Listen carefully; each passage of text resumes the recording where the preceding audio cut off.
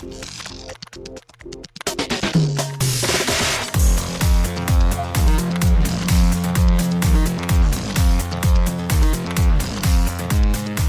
and welcome to Too Fast, Too Forever. There's all kinds of family, we chose this one. This is episode 47, Hobbs Shaw, Lap 4.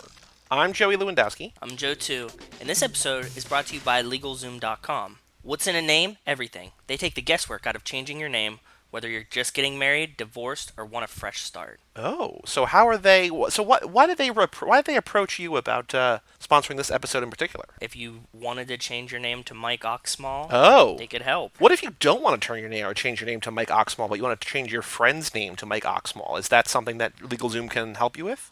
Possibly. They have a whole team of lawyers there to help. Very exciting. Well, thank you, LegalZoom. We will be there for... Did you change your name? No. I chose not to. I declined this sponsorship opportunity. You kept it like a get out of jail free card just in case. You officially changed yours to Joe too, though, right? This is now your legal Christian name. Wonderful, wonderful, wonderful. Well, welcome to Hobbs Shaw Lap 4. This is the second time we are talking about this movie in its entirety. After the break, we will be joined by Mike Manzi, the Mikestir, back from the ride-along lap. He's the first one who's joining us to talk all about the newest movie. So very exciting. We are sort of... we're not wrapping up the lap here tonight, but we are wrapping up the movies discussion, the movie discussion part of this tonight. So very exciting. And next week we will have our tune-up relap recap. But before we get too far ahead of ourselves, Joe, let's kick things off with extracurricular activities. Have you done anything of note since we last recorded our... Oh boy, what was the last... Oh, the Italian Job episode last Wednesday. I have two small things. One, I had something to bring up to you, because I don't know if you have this or not. In Vermont, they're famous for their maple syrup, right? I'm in New England. You're in New England-y, but not like the northern part of New England. I feel like if I was a Jets fan, I would be offended by that. I think I'm New England adjacent. Yeah, exactly. I'm tri-state area, which sort of connects... In the Venn diagram of New England and the tri-state area, you're in the middle of the cross-section, and I'm on one side of that. Yes, exactly. You're on the furthest side of that. In Vermont, they love their maple syrup. They love their maple. So they have these things called maple creamies. Do you know what this is? Maybe? I don't know. A lot of places have soft serve. Okay. And they use maple flavor for their soft serve. And it is really good. I want to know if it had spread far enough down there, because around me, there's some places, not every place, but some places, you can get maple flavored soft serve. I had some maple soft serve today, and because we've been on this whole desserts, cookies, everything bender that we've been talking about, food stuffs for a while, I wanted to know if you've ever had a maple soft serve. I've never had one. I don't even know if I've heard of that. If you had asked me what I thought that was, I don't know if I would have gone. I guess I would have gotten eventually to soft serve, but no, I don't think I've had one. Yeah. Vermont calls them maple creamies. They're incredible. Yeah, so I don't know how far down. Will they be at the Big E? Yeah, actually, maybe they I'll are have at the one Big then. E. Yeah, they do. They have them in the tent, and they sell Vermont maple syrup there. Yeah. Cool. Yeah, it's really good. I don't know. Are you a big maple fan? Do you like maple? I do like maple. Yeah. I actually had. So there's an ice cream place in the town that I grew up in. That it's the only really sort of notable thing. I think I don't know if I ever brought you there. I might have told you about it. They don't make their own ice cream there. I don't think. I think they just bring it in, but it's dirt cheap. You can get ice cream for a family of 4 for $10 or $12. Still. Oh, that is really cheap. Which is really cheap. It's good, but it's mostly good because it's cheap. So anyway, they have what they call flurries, which is soft ice cream with some kind of candy mixed in or whatever. So I like to get the Reese's with vanilla or chocolate. But they just added this year, instead of just having vanilla and chocolate, or they might have done it in the past, but I never noticed it in the past, they have vanilla and something called, I think, Tiger Blood, which is watermelon and raspberry. It's 2 different fruits together, which is interesting. It's very sweet, too sweet to really eat, but it's together. That's with the vanilla. And then they have a chocolate, and they also have a peanut butter. So for the first time ever, I got a chocolate peanut butter swirl with the Reese's, and it was delicious. Oh, it was good. But they don't have maple. So I'm in the maple adjacent, but I don't think I've ever had maple ice cream, but I do want to give a shout out to past guest Kyle Reinfried, the Foodie Films man himself, for my barbecue last year. He got me. He was up in Vermont the same weekend, and he brought down as a sort of little housewarming gift some fresh tapped Vermont maple syrup that I brought over to my parents' house and had some. I don't know if I saved it till the fall, but we had it over breakfast one night, and it was one morning, and it was delicious. So shout out to the foodie films man himself. But I am a fan of maple. Yeah, and it's just like it's pretty rampant in like this upper New England area. Like once you get past New York, kind of. Mm-hmm. So I didn't know if it had spread down there. I don't think so. I haven't seen it. Even Connecticut has like their own maple, but like everybody usually does Vermont stuff. So I was just because maple soft serve is fucking fantastic. Like I don't know if you can imagine what it's like, but yes, it's that, and it's so good. If you like maple, it's like holy shit, this is so good. I had some maple soft serve tonight, and I was very happy with it, and I thought that I would share with all of our listeners because I know that I don't think that any of them live in New England. So. Well, what was the other thing? You mentioned you had 2 things that you did. What's the other one? Oh, no, not a thing that I did, but you know this, but I don't think anybody else listening knows this, but Rachel was a bartender for a while. She started to amass all of these speed openers, right? Like these bottle openers. Yep. They keep that. So it's what you keep in the back pocket as a bartender. Yes, like the one that has like a circle on one end and like the opener on the other. Mm-hmm. One of my coworkers went to Australia and he didn't know this either, but he brought me back a bottle opener today, and it's made out of the scrotum of a kangaroo. Nope. What? Do not want. It's really, really funny. So it's like you like hold the kangaroo's balls and you open it. It's the same shape, or it's not the same shape? It's literally the sack of the kangaroo. Like, I mean, yes, it's the same shape, it's the same everything, there's like a bottle opener on the top of it. This wacky, fun time Australian trinket that you can get. Interesting. So I have one of these now to add to our bottle opener collection. We have a ton of really fun ones. You've got Rachel, some Matt, everybody, like if they see an interesting one, they usually grab Rachel. Yeah. And we have like a ton of them. It's just like a fun, they're always like pretty cheap, right? Bottle openers, like they're not expensive, so. Oh, yeah, okay. Yeah, that's certainly a speed opener.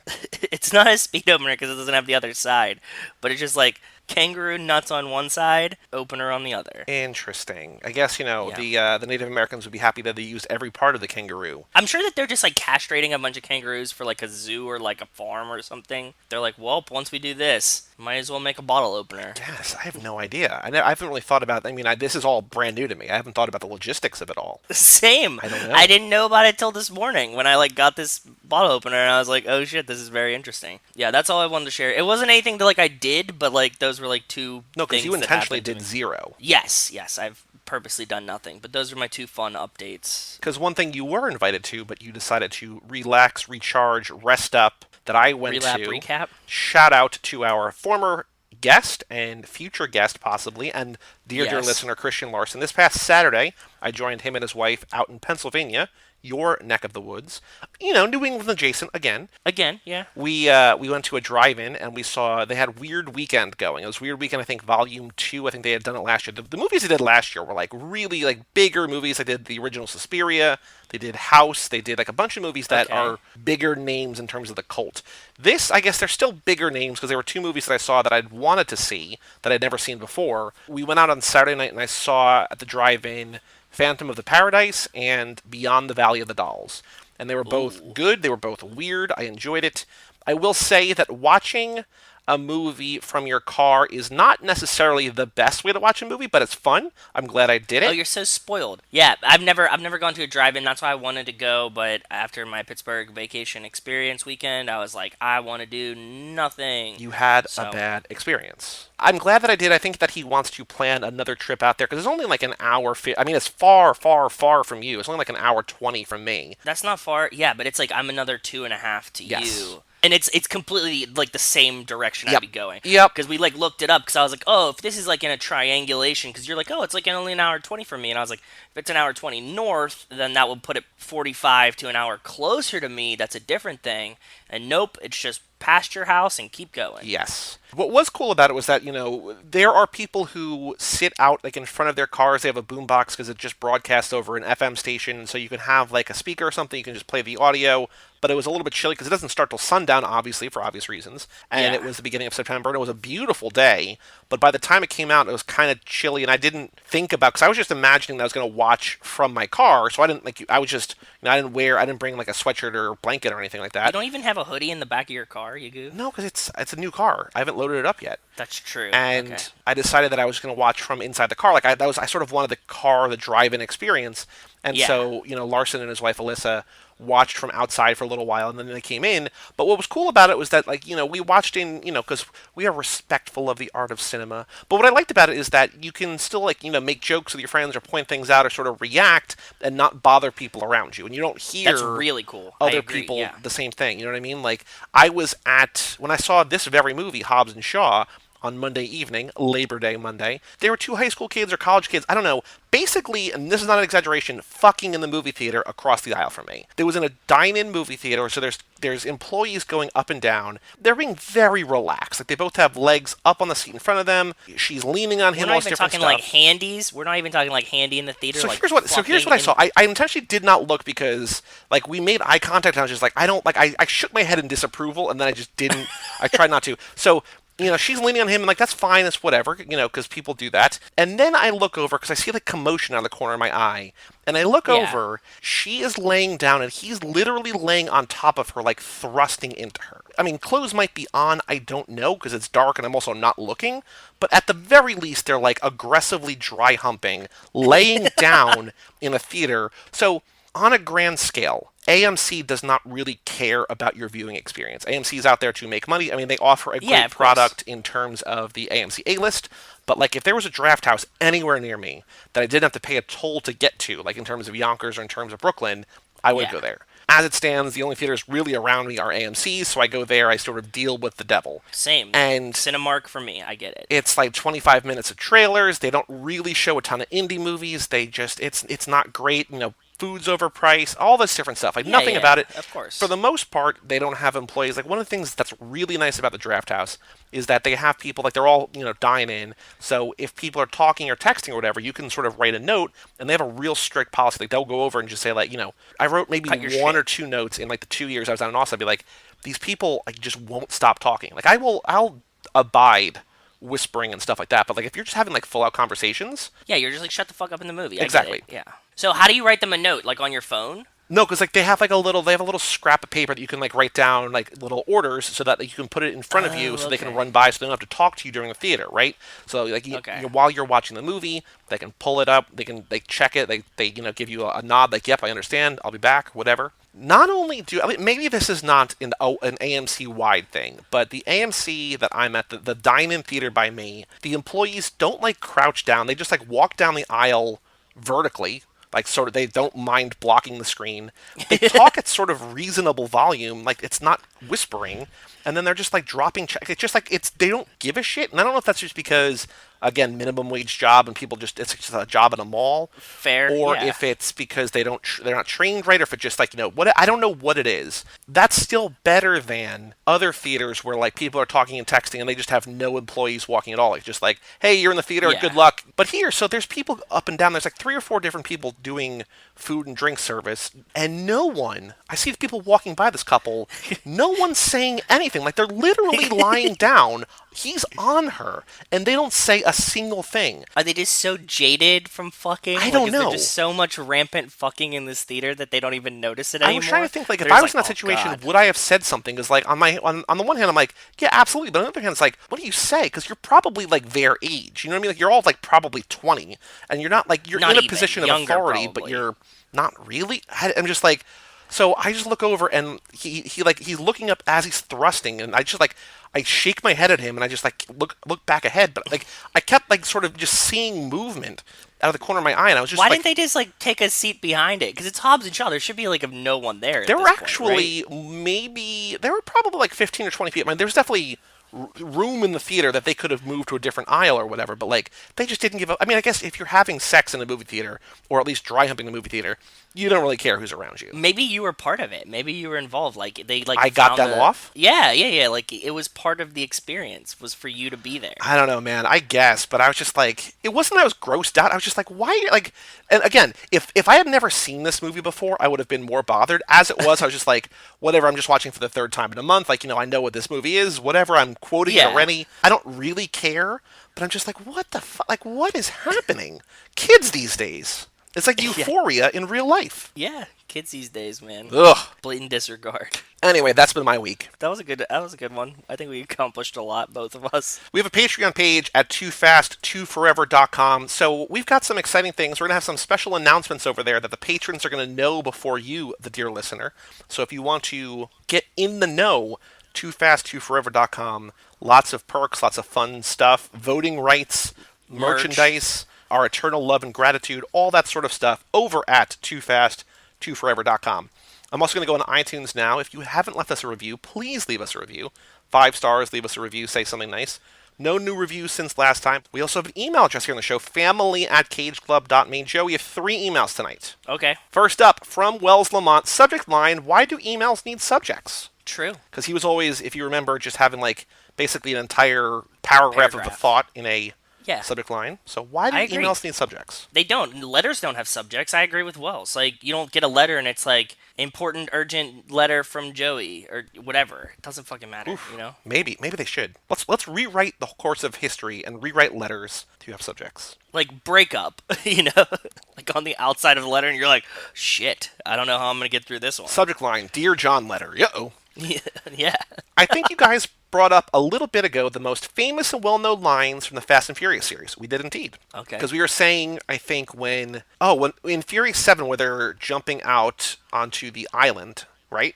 And I was like, why don't they have somebody say ejectocito? Ejectocito, cuz. And you're like, exactly. I don't think they care. I don't think they pay attention to the movies. I don't think the writers have seen the previous movie. So Wells says, these are the ones I thought of, and not surprising, but funny enough, most of them are Too Fast, Too Furious. So here we go. Oh. Ejectocito, cuz. Obviously, yeah. We hungry. We hungry. I say this all the time. I said, forget about it, cuh. Yeah, Brian. This is Brazil. That's a good one, too. His last one. Can you guess what his last one is? It's also from Too Fast.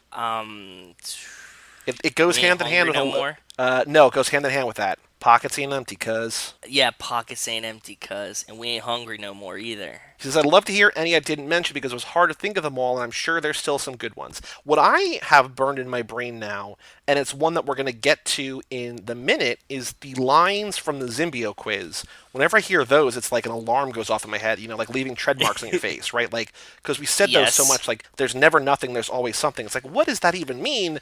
Then The Rock like, gravity, says it. Everything's like, pulled to him. Yeah. Yeah. So those are running in my brain because of the quiz. For me, it's a lot of the ones from the first movie. Like, all of the ones that we're about to get to, like, in the race, like, you were granny shifting, not double clutching like you're supposed to. The mad scientists have to rip the engine block apart because you fried the piston rings. Like, all of these, like, the first one. The second one plays a lot of them. The third one, I got a lot of Han, I guess. The price of a car to find out what a man's worth is a price I'm willing to pay. I think the big one for me that Wells did not mention is you never had me, you never had your car, like that, like what you're saying, like from what we're going to get to in a couple of minutes, like that's the one. Especially the GIF, because it's always, you know, I send the one where Paul's just like pointing, just like laughing. It's like, dude, I almost had you. Like all the like, I need Nos. Like the first one is like the one that resonates so heavy with me. Hector's running 3 spoon engines. All of these ones are the ones that no one likes the tuna. No one likes the tuna. If you can't find it in this garage, you don't deserve to be near a car. Yeah, I appreciate a good body regardless of make. That's a good one. Yeah, that's a good one too, though. Or just never send a man to do a woman's job. Why does she always say it like that? He's a man. He's a man. On a more serious tip, I have to say this. Fast and Furious is a family. You love family no matter what. When people say they don't like one of the movies, it means they're not family. They're just casual viewers of the series. This is totally fine, and we still appreciate you. For the record, the views of Wells Lamont do not reflect the views of Too Fast, Too Forever. You are allowed to not like these movies. We still love you as family, but let me go on. Yeah. We still appreciate you, but you're just an acquaintance at this point. It's like Joey said, and probably Joe too. May not like one of the movies as much as the others, but I still love it. It's still better than most other movies. Nothing truer could have been said. It makes no sense to me that you can be a fan of the series and not like a movie. I just don't get it. I appreciate those people because it's how they feel, and I'd still enjoy talking to them about the movies they like, but don't expect a Fast and Furious holiday card in the mail. That's all I'm saying. God, we need to make Fast and the Furious holiday cards. We do. Like a very speedy Christmas. We'll figure that out. As we get closer. We're actually going to have a couple special holiday-themed things this December. Do we? Yeah. I don't remember them. Okay. Oh, yeah, because you don't really know you don't even know what I have planned. I mean, I showed really? you. I have a whole thing mapped out. Oh, damn. Okay. So after taking a long time researching and fish bowling with a few homies, I've landed on these candidates. What is fish bowling? I don't know. Fishbowl. Like drinking fish bowls? Fishbowl conversation is a form of dialogue that can be used when discussing topics within large groups. Fishbowl conversations are sometimes also used at participatory events. The advantage of a fishbowl is that it allows the entire group to participate in a conversation. It's probably just like there was a space, like a common area at my college that was called the Fishbowl, and it never made sense. So I think it's like with regards to this, it's just like there were a bunch of couches there, like you could just sort of have like a big group conversation and just kind of like spitball. Like a round table. Yeah, is what I'm assuming. Sort of like like an informal gathering. Like instead of just having like a conference or like a gathering or whatever, you could just be like, hey, let's just sit down, let's talk about stuff. Let's rap. No Knees Denise. Oh, okay. Here's his thoughts for who No Knees Denise could be played by. Okay. Oh, yes. Thank God. Yes. We've been waiting for. I forgot about this, but we've been waiting for this. I've been waiting for it. Yeah. No Knees Denise could be played by Rebel Wilson. Rebel Wilson. Precious. Interesting. Oh, God. Based on the novel Push by Sapphire. I saw that movie before it came out with the director of the movie. Did I tell you that? No. Like, I saw it, like, in one of the very first viewings of this film at the Pittsburgh Film Festival, and the director was there, and he told this story about, like, how he had made the movie. After he made the movie, he was, like, on the bus in New York or, like, the subway or something, met Precious, and she was like, hey, you just made that movie about me. And he's like, fuck! And, like, wow, okay. Totally, yeah. Okay, sorry. Monique, yeah, good call. Queen Latifah, or Missy Elliott. Yeah. Okay, so he's going in the same age range, but he has a distinct picture of what No Knees Denise looks like to him. He says, though, this is where it changes. So I think he agrees with us that you need an actress around 40-ish, probably, right? Like Roman's age, or like what Roman's supposed to be in the movie, right? If you want to go a different route, I'd say Rachel McAdams because she has range and I love her, or Zoe Saldana because it's Zoe Saldana and I love her. Oh, damn. Can you imagine Rachel McAdams being No Knees Denise? God, I have never felt closer to Wells right now than in our shared love of Rachel McAdams. Oh, also, dude, Wells, don't even get me started. We found out recently via Twitter, is a huge closet Ryan Gosling fan, and so I don't know if he likes Rachel McAdams because of The Notebook. He's just publicly shouting it out there on Twitter. He does. He's watched a lot of like Breaker High. Apparently, Wells is like the only other person to have seen it. Look, Wells is the one out Canadian. here, saying whose family. Well, you and I have a whole podcast about Ryan Gosling. If people weren't down with Ryan Gosling, they wouldn't be down with us right now. So I don't think that we're alienating him or sort of putting him on blast. We're bringing him in closer to our bosom, to our No Knees Denise bosom. He's part of the family for sure, man. But yeah, Rachel McAdams, I adore her. Same. I adore her. When I think of No Knees Denise, I think of Rebel Wilson. If Denise has to be white, Rebel kills the big screen and would add certain elements to the character that I don't think you would get with another actress. If you're going the route of No Knees Denise blossoming into a woman who Roman wouldn't be embarrassed about taking down, I'd definitely go with Rachel or Zoe. They both can be sexy and badass, and they too just murder the big screen. The rest of the candidates mentioned would fill the role nicely, especially Monique or Missy. I love me some Missy. Same. And she was just on the VMAs the other day, too. They brought her out for the VMAs. And Missy looks great lately, so... I haven't watched 6 or 8 in so long I'm upset about it. I'll cop them soon when Rasputin has them for the Lolo. There's a few things I want to talk about next time when I'm all caught up, so until then, keep up the good work and peace out. Well, thank you, Wells, for writing in. Thanks for writing in. Thanks for bullshitting with me on Twitter, too. Thank you. Our next email, this is sort of a stem from our Facebook chat. You and Jake Freer talk 12 hours difference timeline every once in a while. So he sent in his rankings. He sent them in on Facebook, and I asked him if he could send them in on here. Via email. Because I want to make sure that we had it, that we could talk about. Remembered. New rankings. Number 9, Fate of the Furious. That was his number 8, so it went down 1. Number 8... Too Fast, Too Furious was his number 7, went down 1. Still, so far, so good. Number 7, Fast and Furious number 4. Same thing, down 1. Okay. Number 6, he'll slide in Hobbs and Shaw. 6, yeah. I don't know, man. I'm torn up about where I'm gonna put it. I'm still unsure. Well, as we were talking to Jake about, or as you were talking to Jake about, we might not get an answer from you because you don't respect my opinions or my feelings. Nope. Number 5, let's see if his top 5 are the same. Number 5, Fast and Furious 6. Which actually went down 1. Okay. Wow. Number 4, Fast and Furious 7, so it flipped with that. So those 6 and 7 flipped. Number 3, Tokyo Drift. Yep. Number 2, Fast 5. Yep. And number 1, the original, the OG, The Fast and the Furious. So since he's been listening, he switched up one. A little bit. Interesting. Well, thank you, Jake, for sending those in. If you're listening, you've not sent in your revised rankings, where to put in Hobbs and Shaw. If you're not sending your rankings at all, family@cageclub.me. Let us know. Joe, last email today from West Hampton, Italian Fast, Job Furious, what up, fam? Actually, so here's the thing. What? So our next email that we get is going to be email number 200. So whoever... Oh, really? We don't have a prize, but if you want to be a part of history, email in family@cageclub.me. You'll be email 200 if you get this. Somebody might, in theory, email in before this even goes out, but... Probably. Next email we get is 200. Wes says, really enjoyed The Pit Stop. This is a movie I watched a bunch back in the early 2000s. Also, this is not putting Wes on blast, but he and his wife just celebrated, I think, their 12th wedding anniversary. Did you look at the thing I sent you on Instagram or no? Yes, I did. And it had like all of the like throwback pictures of them and him being a juggalo. I saw it. It was really cute, actually. Mrs. West put together this wonderful Instagram story of their relationship, and basically everything he has written about, they documented in pictures. So it's him as a juggalo, like you said, him like them dressed up as characters from Turtles, them from all these different movies. The one thing, it was really cute. The one thing, and this sort of felt like, us sort of combing for clues in the Fast and Furious universe. They had their original AIM handles, and his was like something, I don't remember what it was, but it was something like Ninja something. It was such a more normal name than like the jokes that we were making last episode, where we were like, oh, it would have been like TMNT, Too Fast, Too Furious, blah, blah, blah. Yeah. But again, that was back in maybe, I think she said like 2000, 2001, so who knows? It would have been like right when the movie came out, yeah. This is a movie I watched a bunch back in the early 2000s because Mrs. West and I love a good heist movie, plus I bought the DVD when it first came out, and we didn't have all the streaming options we do now. I didn't get a chance to rewatch it for the episode, but I really want to watch it with an eye for how it fits into the Fastiverse. And actually, spoilers for later in the episode. This is also a teaser for you, Joe.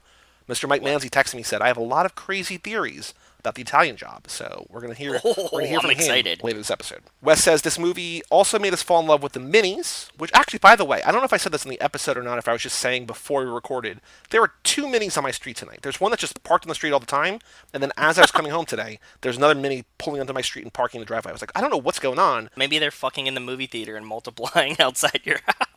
I would love that. If it's just, Fast and Furious, like the Mini Coopers are like, oh, we hear there's one of us in the movie. Let's go in the movie. They're Transformers. They're like high school kids who transform into Mini Coopers. Maybe.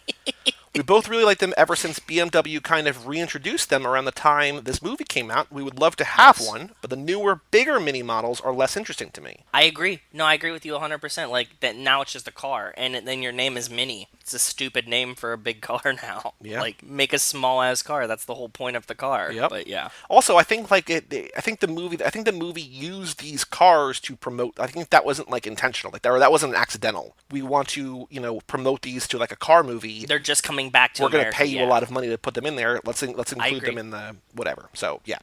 Definitely around this time. I would have loved to have either a classic one from the 60s or an early 2000s Mini Cooper like these, but without the racing stripes. I've mentally scrubbed the sexism from my memory, but it's not at all surprising.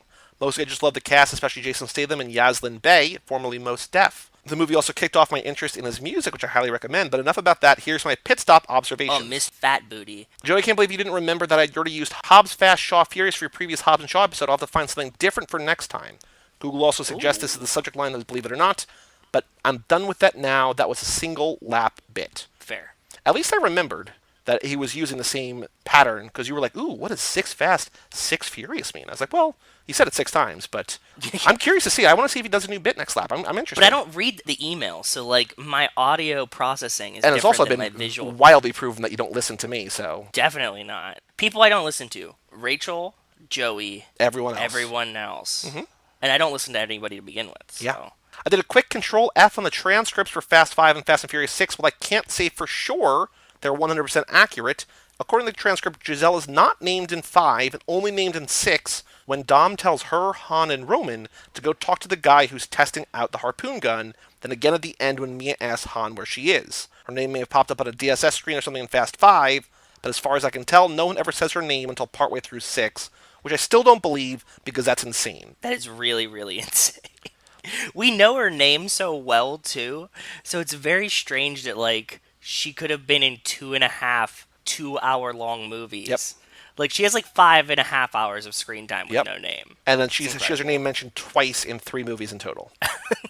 That's so bad. It's so bad. Oh, so Wes gives us an answer. The song Dom is listening to before the first race is POV City Anthem by Cadillac Ta, and it can be found on the soundtrack. Coming up in a few minutes, he turns on Lock It Down by Digital Assassins with a lineup for the race. So we're not there yet, but Wes includes the link, so I'm going to put this into the Fast and Furious Minute. So if you are a Patreon subscriber, you can check this out, the Fast and Furious Minute document, over on I'm toofast2forever.com. excited to hear this song because I only heard it in the passing and I didn't listen to the soundtrack. So I I'm listened curious to to hear. at least one or two. Like I sort of scrubbed along on a couple songs. I Yeah, must have just picked the wrong songs though. Like I just started picking ones that it could have been. I just picked the wrong one. So let me put this in the minute. I remember Initial D airing on Adult Swim anime Saturday Night Lineup in the early 2000s. This is the show that we were talking about last yes. episode. But we were not at all about anime back then, so I never watched it.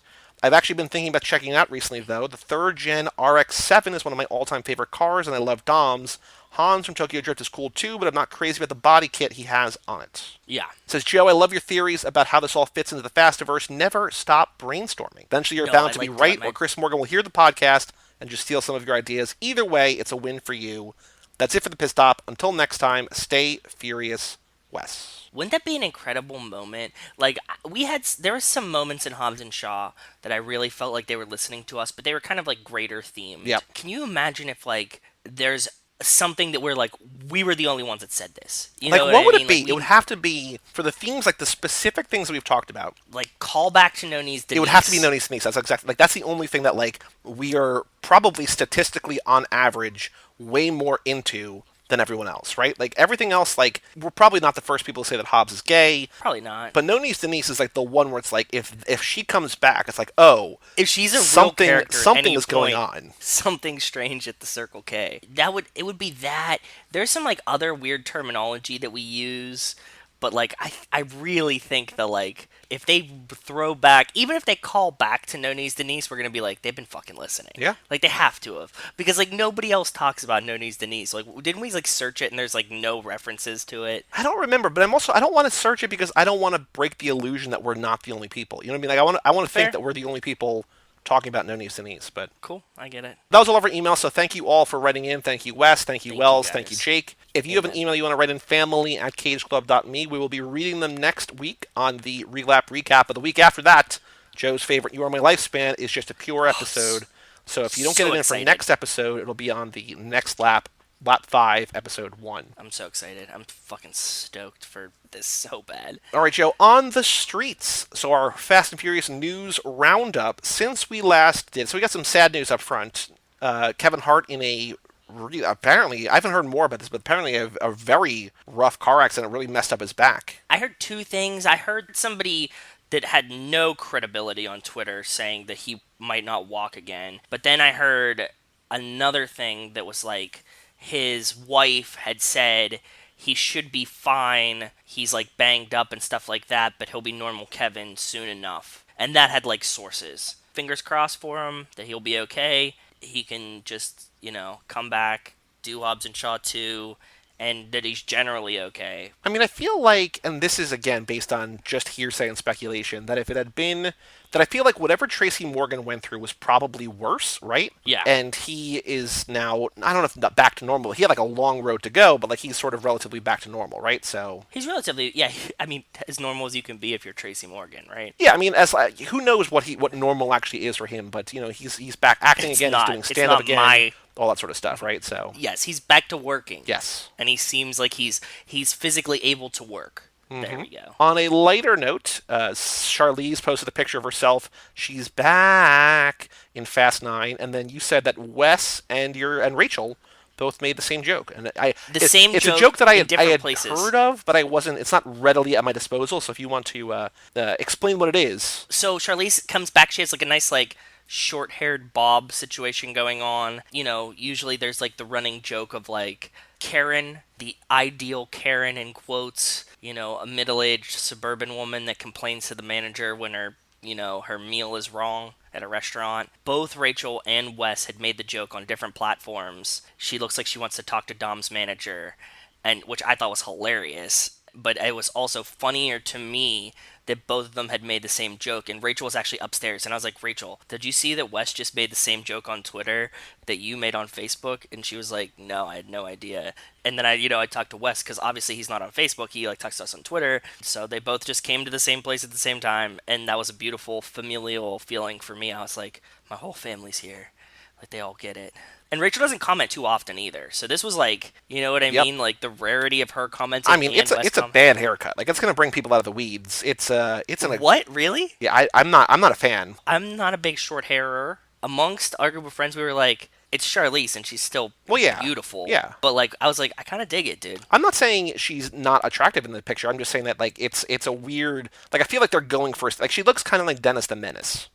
Oh God, rough. I think she just looks more mature. If Dennis the Menace was like a former model and a movie star and a beautiful woman, like that's Dennis the Menace grown up. Possibly. You know. Also, since we last recorded, we got news that Fast and Furious 9, which comes out in May, is halfway through production, and Vin Diesel promises a quote intense scene with John Cena. But I just wonder, Joe, Yes. how will we see it? I'm gonna ride this joke out forever, and I hope they're not gonna do it, and this is gonna be disappointing to me.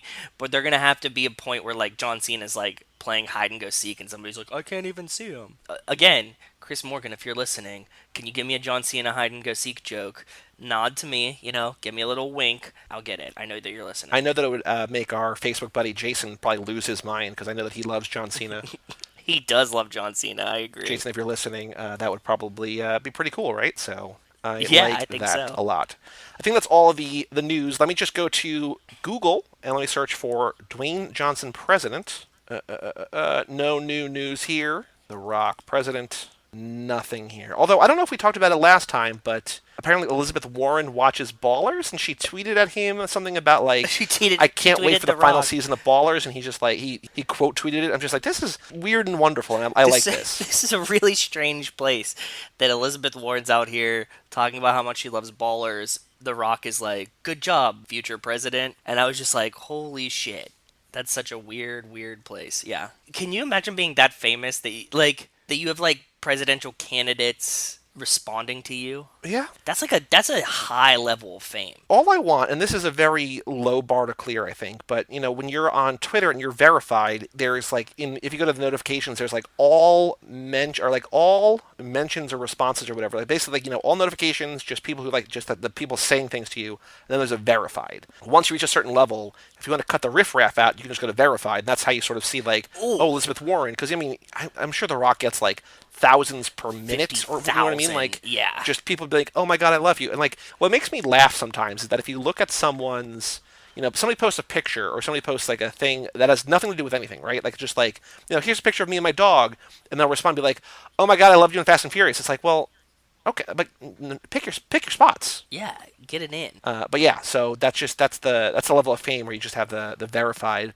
Just weed out the riffraff. If me and my friends were famous, a prank that I would pull on them would be like to turn their notifications off silent. Like if you and I were famous, That would like be you like got drunk and passed out. Oh boy. I would be like, "Oh, I'm turning all of his notifications on and like forwarding them all as text messages." So you would get Jesus. like you know how annoying that would be? Your phone just explode. Like you couldn't even get into the thing to turn it off because it would just be like bzz, bzz, bzz, bzz. Years ago, I was out in LA visiting a friend, and we were hanging out with some of his friends, and they were people on Dancing with the Stars and stuff. Like they were sort of like low tier celebrities, but still like people knew them and loved them and whatever. And I would see them like Okay. post an Instagram thing, and one of them didn't have notifications turned off, but like you would just like he would post something, and then like just like his lock screen would just be like do.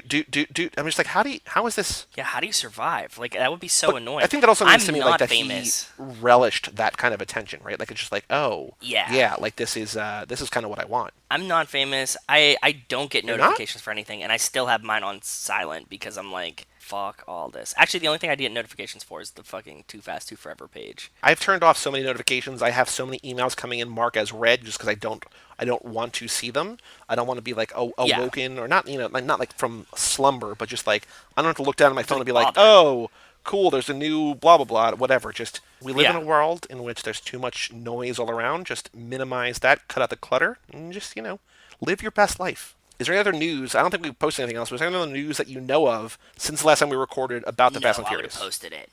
I would have posted it for sure. No. Yeah, I think the fact that we are so, especially you are so active on the Facebook page, makes the segment easier. We'd be like, oh, scroll. It does. It's good to recap. Now, all of my friends and you guys too that listen send us all the news as it happens. Mm-hmm. So I'm usually getting bombarded with it in a beautiful way. Anything time that something happens, everybody's like, "Hey, dude, did you see this?" Yep. And then I keep up on it and I share it with all the Facebook people, Yeah. we're all on it. Final thing to do before we bring in Mike Manzi, the Mikestir, for our discussion is to talk about the Fast and Furious minute you named I Smell Skanks. Oh, you did? Of course you did. Monica. I smell skanks.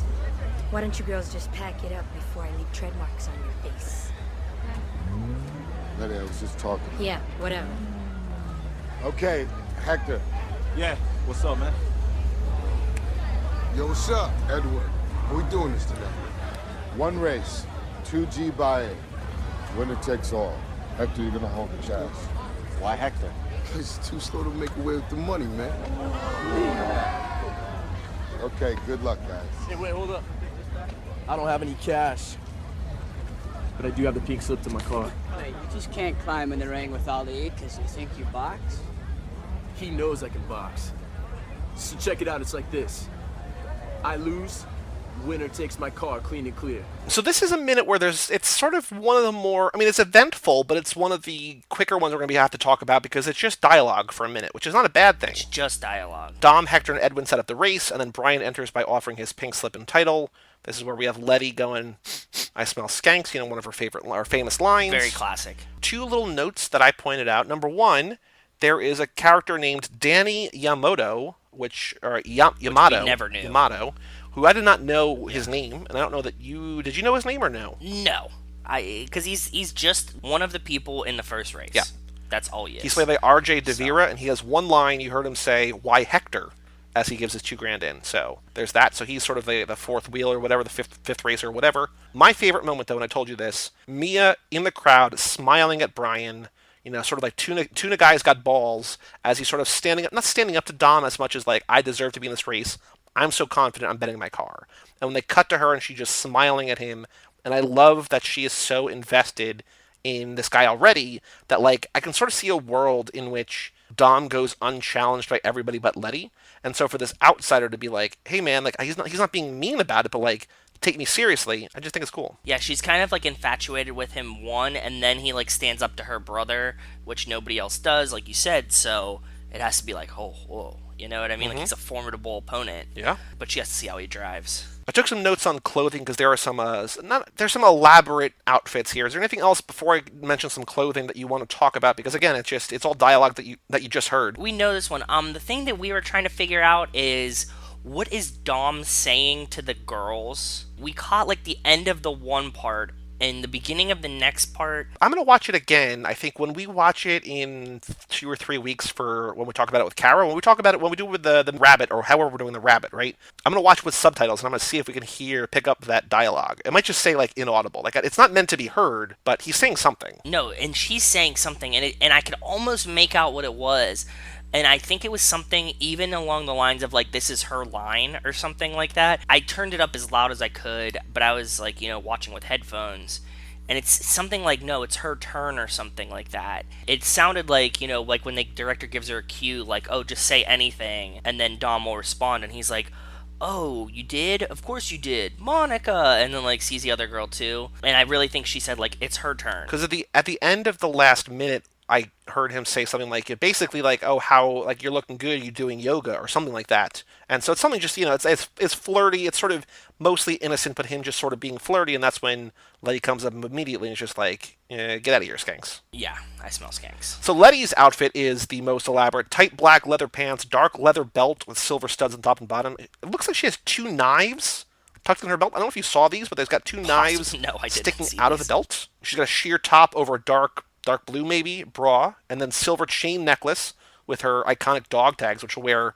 I think we've already seen in this movie, and she'll wear throughout the series. She's got another necklace on, watches on both wrists, and then in addition to that, a silver spiked bracelet. Spiky bracelet's cool.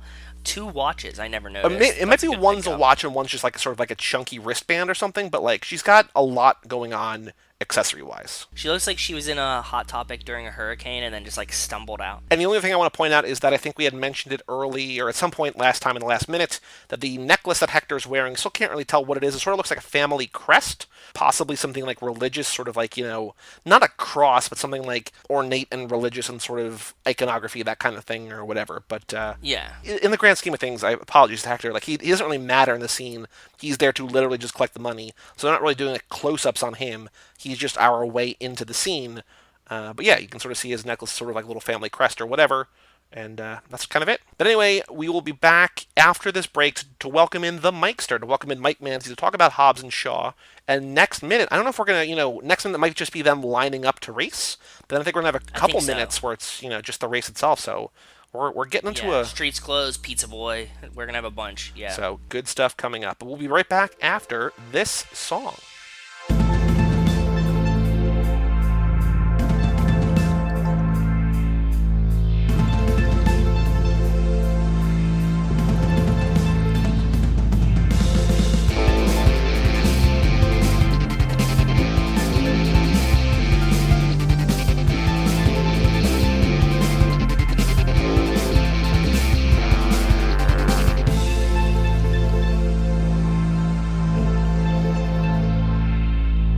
Welcome back to Too Fast, Too Forever. This is episode number 47, Hobbs and Shaw with the Mikestir. This episode is brought to you by LegalZoom.com.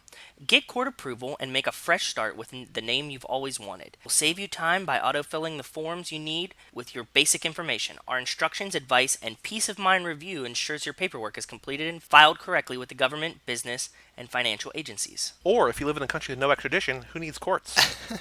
Exactly. Well, Mike, thank you for joining us here tonight. You were one of the members on our family field trip when we saw this movie for the first time, opening night. Yep. Got a quick question for you. We've talked about this every other time that we've asked every other guest. We asked you pretty much every time you were on for lap 3. How many times have you seen this movie? Have you seen this now twice or more than twice or just the once? Or where are you at? What's your count now so far for Hobbs and Shaw? I wish I could say I've seen this more than once, but right now I'm a one-timer on this, and that experience is seared into my mind. That was one of the best movie-going experiences I've ever had in my life, I think, for sure. Wow, okay. Awesome. It was a lot of fun. I agree. It was so much fun, and it was so much fun to, as a Fast and Furious fan, I felt the payoff being there with all the fans or all you guys and, hanging out beforehand and everything. It was just such a great time. I agree. Before we get into the discussion of the movie, I've got a very important question. Since you were on, I don't know if you've heard recent episodes, we've tweaked a question, one of our either-ors. We have one that makes more sense now, ties in directly with this movie.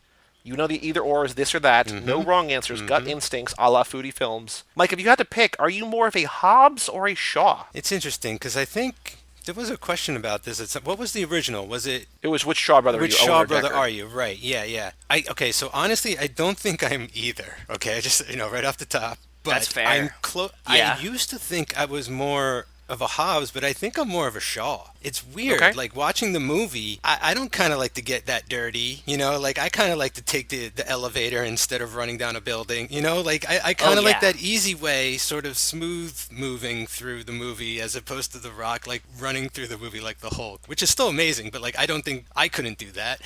I'm way more of a Shaw this time. Well, Joe and I both said that we're Shaws physically, too, so... Just physically, I don't think that any of us can be The Rock. Although, just physically, Just on none of us shoulder can be width Shaw alone. either. Right. I just mean personality-wise, True. I think I would fit more, in his group of friends than, hanging out with The Rock and working out in the mornings the way he does. Same. I'd be more of a bartender. So welcome back to the podcast. It's been a while, as Stained would sing. It's been a while since you've been on. Been a while. You said that to kick things off, you said that this movie is seared into your brain, that the movie-going experience was so key and so fun and so wonderful to you.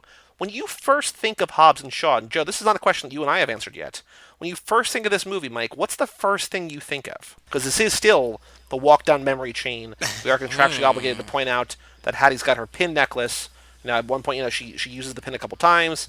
Deckard says to her one time, put the pin back on, Hattie. But when you think of this movie, it could be still, when you first think of this movie, you might just think of our evening out as family, as friends and family. But if you're thinking about the movie itself, Yeah. what's the first thing that you think of? Idris Elba's motorcycle. Don't even have to Ooh, that's a think good twice one. about it. That Wow, okay. thing was I don't know. Like, I was just not expecting him to be driving a Transformer. Like, I loved how he was sort of like mentally linked to it. I loved how it just like moved Yeah. with him. It felt like he was controlling it when he wasn't touching it. It would like come to him like Ghost Rider or something. Like, he's high tech Ghost Rider on that thing. It was sick. Yeah. You might have said I this agree. the night that we saw this, but I don't know if you heard, or Joe, if you heard, when he's chasing the three of them in the McLaren as they Tokyo drift under those semis, and then Yes. his motorcycle goes in and he sort of does that hard left. It slows down as as it shifts and he gets on it. It makes the Transformers noises. Oh no, It I goes didn't notice what, that. what, and like it just as it shifts shape. Like I don't know if that's a joke or if that's just like the approved sound for what that would sound like. I don't know. I mean, Mike, you mentioned that it's a Transformer, but like it's Actually, literally a Transformer. Transformer. And that's what I loved about this episode, this installment. I don't know. There's no holds barred anymore. Like, especially with this spin-off, it's like, call it a Transformer if you want to. They're not ashamed of it. You know what I'm saying? They want you to think that. And I love that about it. And like, I never doubted the fun in that. Oh, actually, since you brought up installments, I need to ask. I mean, we just got our newest rankings from one of our listeners, no. from Jake. Mike, are you able to rank this movie? I mean, I can give you what your rankings were if you want to do them all over from scratch. If you just want to say, I like this more than this, but less than this. However you want to do it, where would you rank Hobbs and Shaw in your Wait, nine are movies? we not going to answer? Are we not going to answer what we think of when we think of this? We're going to movie? get back to it. Relax. There's nothing but Okay. time. Fair. This is still the Mike's time to shine. No, I want Mike to answer that question too, but I didn't know which direction you're going and if you forgot about it already. Oh, So I no, was we're like, pulling a quick U-turn. pull the e-brake. First thing you can do, easiest thing, rip the e-brake. Yeah, Idris is chasing us on his motorcycle. We are doing a quick U-turn around a double-decker truck. He's riding over our windshield, crashing through another double-decker truck as we have Mike answer rankings. Hobbs and Shaw. Hit us with it. Okay, so this is like kind of a different beast than most of the Fast and Furious movies. You know, like when you watch those, there's sort of Definitely. a progression and, you know, and different types. Like, you know, I feel like 4 is the dramatic one and this and, you know, all that kind of thing going on. Like you can label them in different genres if you wanted, but somewhere around, you know, 6 or 7, they're starting to get this big and this wild, and they really want to go this far with 8, but I don't think they could because they were still too strapped into, no pun intended, they were too strapped into it being more grounded because of where it came from. But with Hobbs and Shaw, they could just do whatever and go as big right out of the gate. I agree. Wherever I have part 5, I think this goes right after 5 for me. So you would have that number 3. Wow. Okay. Well, right now that's true. I mean, I gave this movie 5 stars. Like, I love what it's about. It's just like a celebration of like the whole even though they're not there, like I just feel like the spirit and the fun is definitely here. So, wow. I think it's super fun. I'm with you, Mike, and I think that it's going to be ranked in the top half of mine. I haven't tried to like 1v1 it versus some of the other ones that I love a It's lot. tough because I've only seen it the once, right? So, like, not that I expect it to get worse or anything like that, but I definitely expect it to sort of find a different home in the top of list. Like, I don't think it's going to stay at 3. That does, or 4 or whatever. Yeah. Like, it does seem really high. I don't know. I do. It is definitely for me right now in the top 5. You know. It's just so much fun, though. I agree with you. Like, I don't know where it's going to go when I finally put it into my rankings. Here's a recap of your rankings just really quickly. So right now you have, from the top down, Fast and Furious 6, Okay. then Fast 5, Okay. then Hobbs and Shaw, Okay. then Tokyo Drift, then Furious 7, then Fast and Furious number 4, then Too Fast, then the original, and then Fate. Okay. Yeah, that makes sense. Yeah, I think I'm going to stick with that for now, you know? Okay. I mean, Hobbs and Shaw, in a way, it's just like this great release, and they're not all here, but for now, I'm okay with that being that high. All right, Joe. We're pulling the e-brake Yes. again. We're back on the regular road. Oh, wait, you're going to throw out Okay. the chains to the front of the truck? Yeah, we are hooking onto the axle in front of us. We're doing the world's longest dirt road runway. Okay. We're reuniting the car version of Human Centipede. Joe, what is the first thing you think of when you think of Hobbs and Shaw? How the fuck does Hobbs, Shaw, Vanessa Kirby all fit in that car? That's the first thing I think Okay. of. It's like, how are they all sitting in this car? Mm-hmm. Because I just like have that scene in my brain, and it's just like they're way too big to fit inside anything. Like they're way too big to fit inside like an Escalade shoulder to shoulder. That's the first thought that I have when I think about this movie. Okay. On top of going to see it with all you guys, but like first thought, I'm like, how the fuck does that happen? I love how the Shaw siblings, what are they, supposed to be like 10 years apart or something like that, at the most, maybe? No, they're supposed to be 5 years apart. Well, they're like 25 years apart in real life. 25 years older than her. Yeah, That's amazing. I think he's 51 and she's like 26ish or something like that. Makes sense. Yeah. Or yeah, it's a radical difference. Yes. For sure. But yeah, I don't know what the first thing I think of is, but the one line that I've been saying, and it doesn't apply to my life at all. I'm what you call a champagne problem. I feel like we got so much of Hobbs in the previous episodes or the previous movies, right? Like we not as much as we know about Dom or anybody, but like relatively speaking, in 5, 6, 7, 8, we got a lot of Dom or a lot of Hobbs. We don't have a ton of Shaw just because he shows up at the very, very end of 6, and then he's in 7 and a lot of 8, right? So it's been sort of like 4 movies versus 2, and I like that they, even if they get equal screen time here, feels like we're getting more Shaw because he's more of a relative unknown. So we know I'm what you call a nice cold can of whoop ass or whatever. Like we know the Rock's lines. We know as a wrestler, the Rock. We know him as Hobbs. Like we know what he says. I liked learning more about Statham, about learning about Deckard. Yeah. And I'm what you call a champagne problem. Well, I definitely felt like Hobbs comes out of that truck in episode 5 like fully formed for the most part, and he doesn't even really change, and it's fine, it's great, and I love that about his character. And it's like, sure, he ends up trusting criminals, but it's only after they prove themselves like to him, like loyal, he has a certain trustworthy, right, like integrity, like you have those morals that I'm looking for in a partner kind of thing. And so that's what I love about Hobbs, and what I love about Shaw is what you're saying, Joey, is like he's kind of an enigma. Yep. We don't know a lot. There's still a lot to mine. So like all we know is he has a brother. Then we found out he has a sister. Well, now we know he has a sister. And before, like, he's not even in all that much of 7. He's not the only main bad guy. He sort of pops in and out of that movie. He eats that steak dinner in the middle of the desert, which is great. And then in 8, he kind of comes in halfway through that movie. So you're right. Like, The Rock is in these movies a lot more, and he's a character that like has been very much the same throughout. And this Shaw, like, he was introduced as a villain, and now he's turning into a hero. So like there's even an arc and everything going on with him throughout these movies. So definitely the more interesting guy this time. One thing that I'm very interested to see as the character of Shaw evolves. So on the one hand, we have Chris Morgan saying, we're going to get justice for Han, right? That the Shaw's story is going to come around. He's going to get punished for what he did. Even with Michelle Rodriguez saying, like, who are you to say that you're not writing these movies, blah, blah, blah, blah, blah. On the other hand, while watching this movie this week, I took a couple notes because I think most of what I wanted to say, at least, in terms of not meticulously taking notes in the theater, I think I got most of my thoughts out last time. This is going to be mostly about Mike's thoughts of the movie. There's one exchange that he and Hattie have in this movie, and she says, because she's MI6, right, at the beginning of this movie, they think that she kills her whole team, blah, blah, blah, steals the virus. She says something to him about, like, how he betrayed his whole MI6 team, and he says something to the effect of, like, not everything is what you hear, or something like that. Like, basically, I didn't do that, or, like, it's not what you think it is. Like, I might have done a bad thing, but it wasn't necessarily for a bad reason. And I don't know if that's kind of come out that Etion, like, kind of made him or something. Right? Wasn't that what the thing was? Well, they tried to recruit him, and he said no. Yes. And so I just think that he's got a complicated backstory that we don't know. And they framed him. No, he says it in the movie. He says, like, and then they framed him to make it look like that. Because that's when, like, Vanessa Kirby, like, when they're sitting there with, like, the battery on them, he says something about, like, and then they made it look like I turned on my team or something like that. Like, he didn't do it. And I wonder, and again, they did it now to 2 Shaw siblings, but I do wonder if, we very clearly see him murder Han and then call Dom and be like, I'm coming for you next, right? Like, it's not like they're going to twist that, really. I do wonder how much of his backstory, him as a villain, him as the bad guy, even though we always talk about how, like, nobody's really a villain or everybody's really a villain. You know what I mean? Like, it's either one or the other. They're all shades of gray. I wonder how much of what we know about him is sort of just hearsay. Yeah. And, like, what we saw of it, if it's from his perspective, it's way different.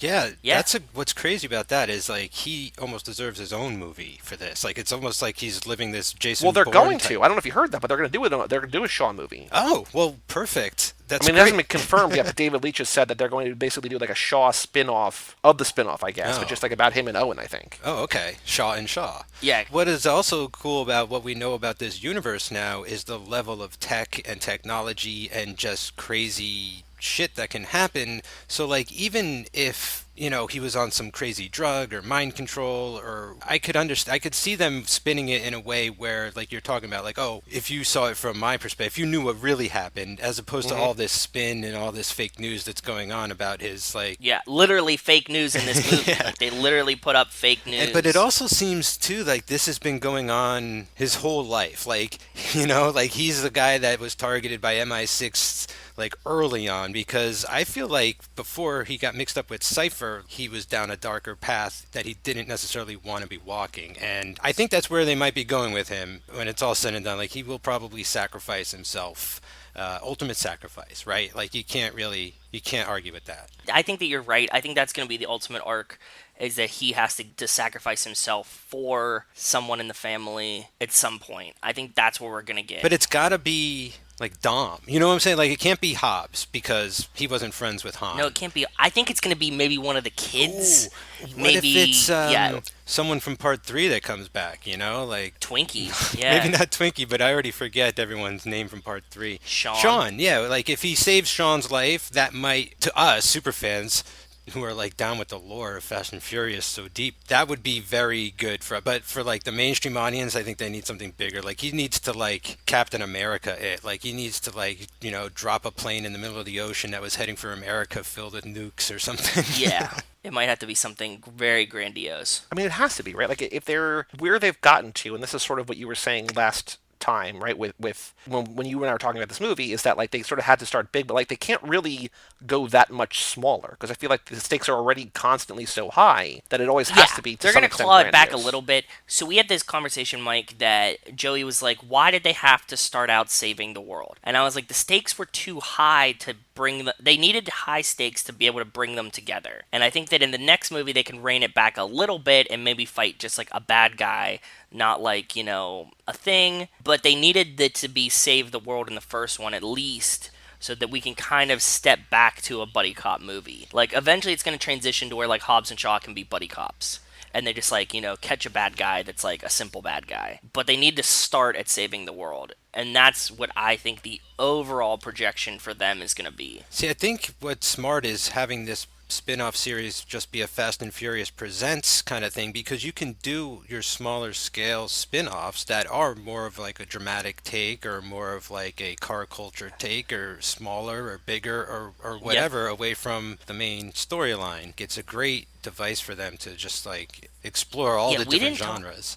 I think you nailed something right there. That's just like the Fast and Furious Presents, like using the word presents and gives them this flexibility, as opposed to like Fast and Furious, Hobbs and Shaw. But like the presents is like, oh, it's in the realm, but it's like it can be any of these things. It can be bigger, smaller, more fun, less fun, like whatever. It doesn't matter. I didn't even think about them specifically choosing the presents for this reason. I think one thing that also works, I do agree that like, okay, they have to save the world in this, and to save the world has got to be something enormous. But I think what works well in this movie is, sure, they got to save the world, but really they got to save Hattie, right? Like, they got to save the Shaw sister, or like not save her, but like, she's got the device in her. The MacGuffin's like, she's the MacGuffin to a degree. It's more about her than the end of the world kind of thing, right? Like, you have to get this stuff out of her and then deal with like, oh, now we're sort of running around with the football at the end, at the end of the movie here. Like, it's like the Infinity Gauntlet. Like, we can't let him put it on. Like, don't let him put it on. He's going to kill half the people on the planet with this virus. It is the Thanos virus, right? In this movie, if I'm not mistaken.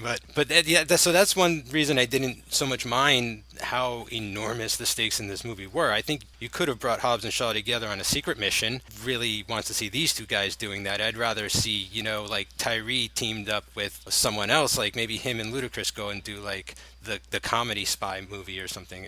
Just all different possibilities. I think so too. But also, like, as they say in this movie, you can't really, I think they say multiple times, both maybe Kevin Hart, but I think especially at least Hattie, there's nothing subtle about you. Like, you can't send The Rock undercover because he always looks like The Rock. Like, you get Mike Oxmall, but that's about as far as it goes. And even that is just a thin pencil mustache and a goofy hat. Mike Oxmall. He's still going to be The Rock. He's still huge. Yeah. Here's a couple things, Mike, before we get into your thoughts about this. Here's a couple things that I wrote down. Number one, I don't think we ever talked about, Joe, that like this movie, like the action scene literally ends then they're walking along a cliff and the credits roll. It's just like there's no time for you to decompress. It's just like, movie's over, cool, No. all right. And then there's like, 3 credit scenes, but it's like, oh, huh, I guess it's over now. The music, it's like really soft and comes in kind of weird. I thought, I was like, wait, it's over? Like, this is how they're, wait, what? Like, and then the music starts. It's like, this is kind of weird. It doesn't feel over, but it's not really over, like you said, all the credit scenes, but I had the same feeling. Well, it feels like they wanted to even end it in the action scene. They're like, no, you can't do that. So they're just like them walking and like making jokes about like Kermit and Miss Piggy and stuff. It's like, oh, okay, but I don't Like Idris Elba falls into the water and they're like, end. Yeah, Fin. basically. The movie's just over. Yeah, and a giant megalodon shark eats him. Like, it's not a bad thing. It's just like I don't know that I've ever, like, I mean, other movies in the franchise, I think they all sort of end in a big way, and then there's just They like decompress. Sort of the one decompress. But there's always like a barbecue. Like, there's a scene that's a couple minutes long. This is like 25 seconds credits roll. It's like, and it feels so tacked on. Yeah. Not in a bad way, but it's just like, was there ever like a way to actually end the movie? I don't know. Breathe. I don't know. I also kind of felt that a little bit with the way it started. Like, it started way softer with the Time in the Bottle, right? Was that the song playing at the beginning? If And I got could nothing have but time in a bottle. And I was like, well, this is an interesting choice. But then it goes into an action sequence, and it's sort of more of like, oh, okay, I get it. Like, you're lulling me into a false sense of security here, and the rest of this movie is going to be nothing but like intense explosive action.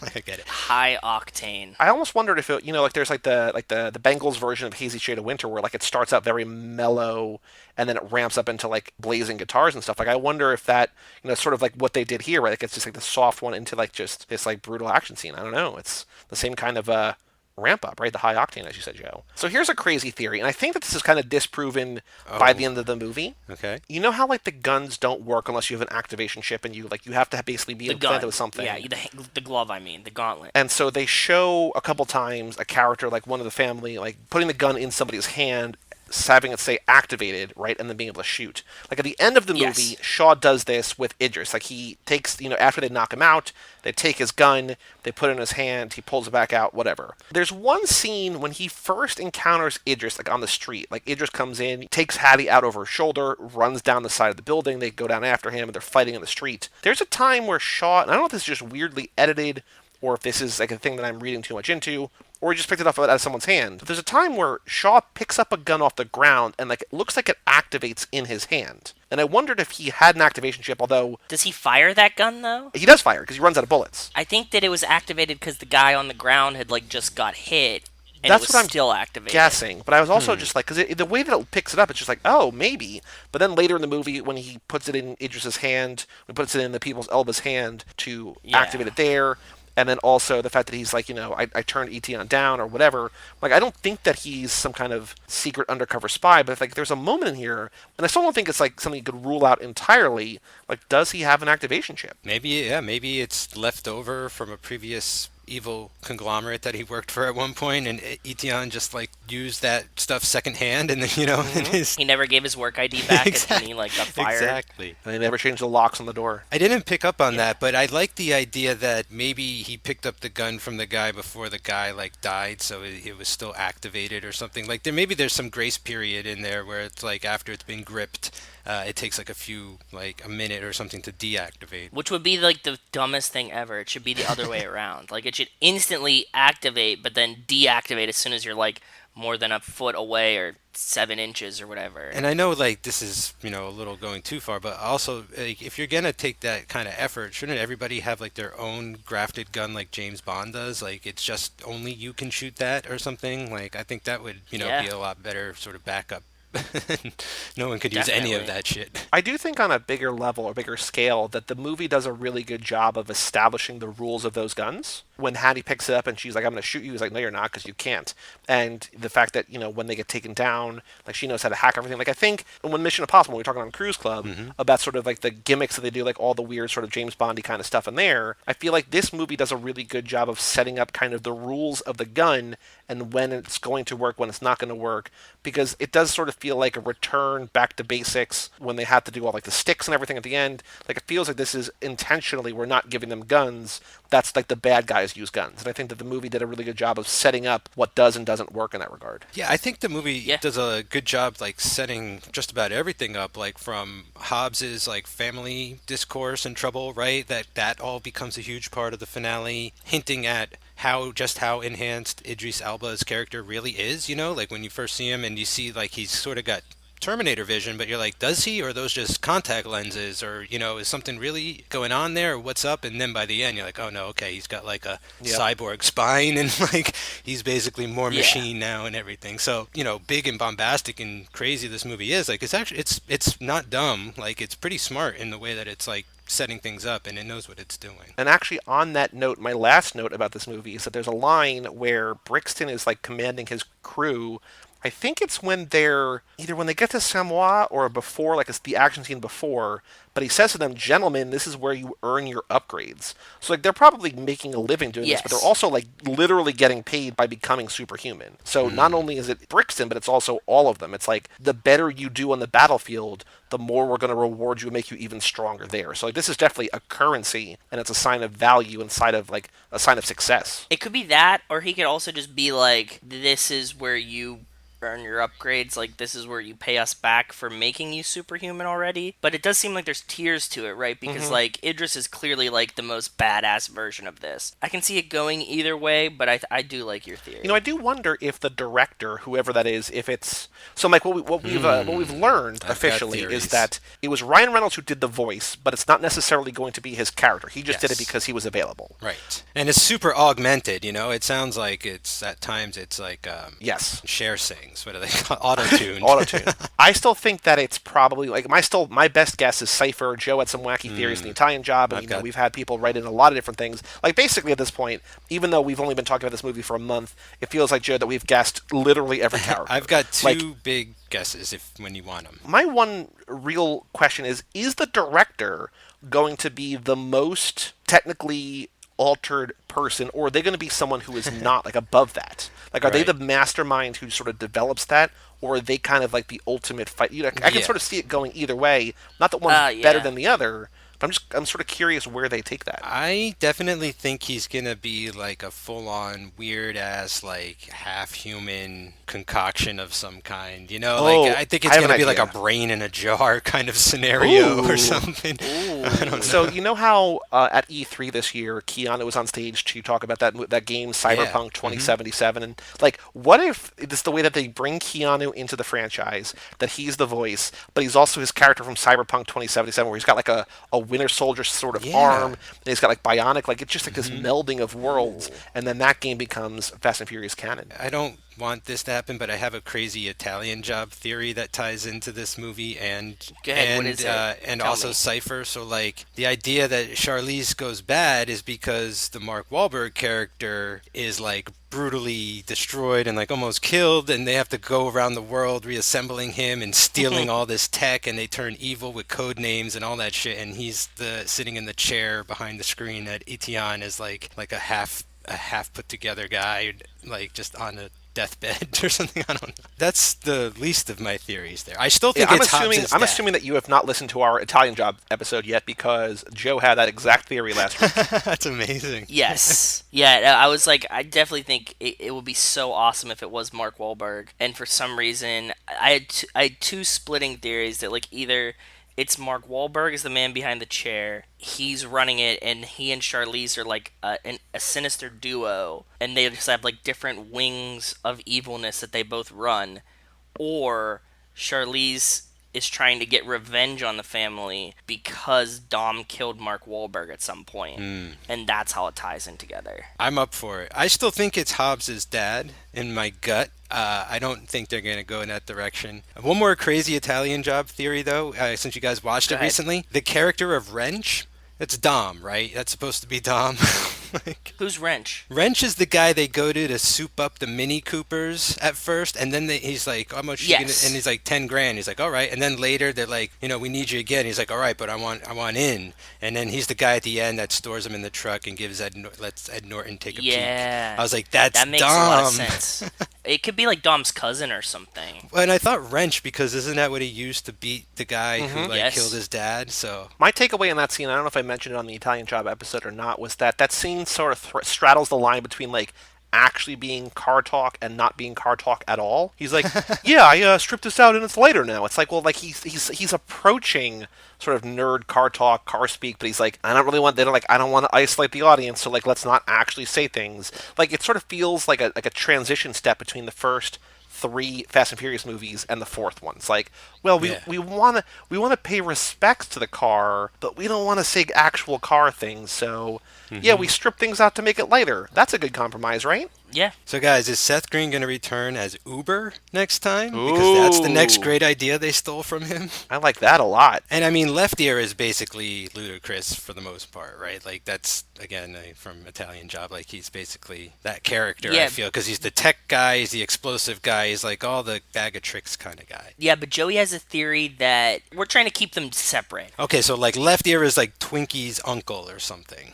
So Joey thinks that he was friends in high school with Rico and Tego. He lost his hearing from putting one too many M80s in the toilet, and so what do in Fast 5? They get into the police precinct, the police station, the police headquarters. Oh my god. With the toilet stuff. That's amazing. We've kept all the characters themselves. Like we've said, like, oh, you know, there's overlap, but because if Shaw can exist where he runs over, then nobody could have doubled up. You know what I mean? Right. So like that's why you said like, oh, Wrench is Dom, and I'm like, it could be Dom's cousin or something like that. The one thing that we did in that episode that I think we're going to try to do in every time we do it, like, you know, whether they're canon or not, is going to try to figure out, like, for instance, and again, I'm not going to spoil what Ben's pick is for the pit stop next lap, but it's a movie that Paul Walker's in. So like it's not part of the Fast and Furious universe, but like I want to play with Joe every time we do like a movie that's not in this world. Like, how could Brian O'Connor become that character, like different name, whatever, or how did he become Brian O'Connor? Or exactly. I'm all for, like, and I know Joe is too, like wacky ideas, but like that's sort of like the only rule is that the only actors, like they have to stay, like, you know, the one actor can't play more than one part unless it's like some kind of weird goofy thing or whatever, but nobody sort of shifts. Yeah, nobody changes. Yes. You can't overlap. Nobody was played by somebody else in a different movie. Yeah, can't recast. It's always like nobody got recast in these movies. Right. So that's not like part of the canon. If we would have the Captain America part where, you know, they just change a guy out in the middle of the series, you'd be like, oh, okay. Or the Iron Man part, right? Iron Man. Oh, right. They brought in Don Cheadle. And they're like, oh, you look a little different. Like, if they would have done that at some point, then fuck it, all gates are open. Like, we could just go. Got it. So what are the theories you have, either about Hobbs and Shaw or about the Italian Job? The floor again is now yours. Whatever you want to hit it, you know, hit us with whatever you got. No theory is too crazy. With our one rule in mind, what you got for us? I don't have anything fully formed for this, but I just want to talk a minute about where's the other Shaw brother here. So he's mentioned. Did they mention him? Did you catch it this time? Did you watch it again this time for it, Joey? Yes. So in the go ahead. Melissa actually watched it. She confirmed for it via some sketchy illegal stream that she found online. She was like waiting to prove this, but there's a mention and there's sort of like one kind of image of him. But when Statham goes to visit Dame Helen Mirren in prison, right? She says something along the line. It's very quick. It's like something like, "You, Owen, and Hattie were always getting into trouble."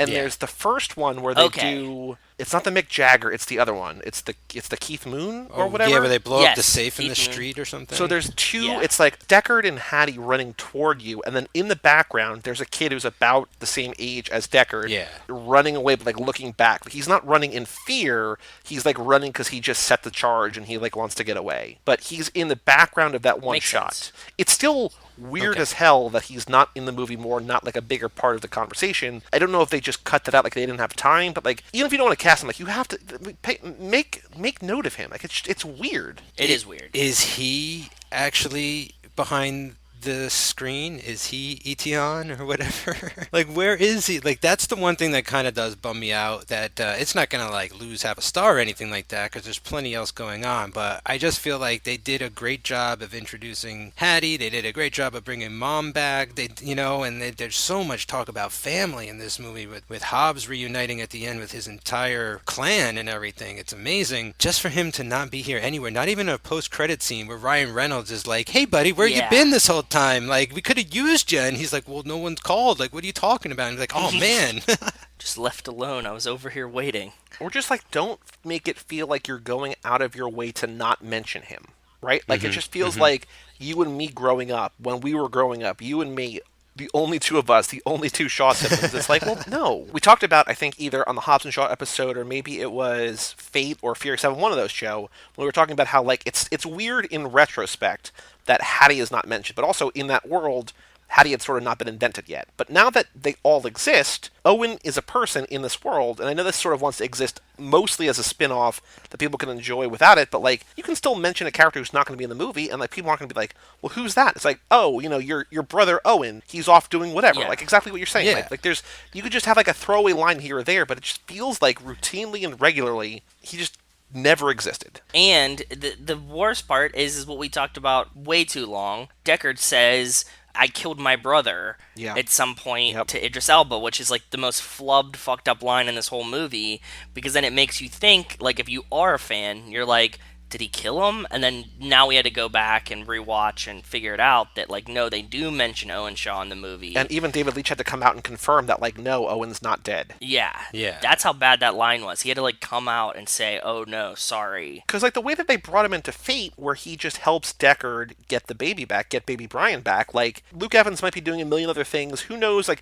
maybe he doesn't want to be part of these movies anymore. Who knows? You know, I don't know, like... Yeah, maybe he's, like, above it. He doesn't give a shit. Which is fine. I don't know, guys. He was like Dracula 2000 or something. I think he wants to be here. Maybe. Yeah, like, it doesn't matter. Like, just don't make it seem like he just... I don't know if it's... He's off on another mission, this and that, because, like, the movie does feel like it doesn't want to bring up as much as it has. It wants to talk about the Fast and Furious proper as little as possible, even to the point where, you know, they're never going to mention the rest of the team. They only mention Mr. Nobody once.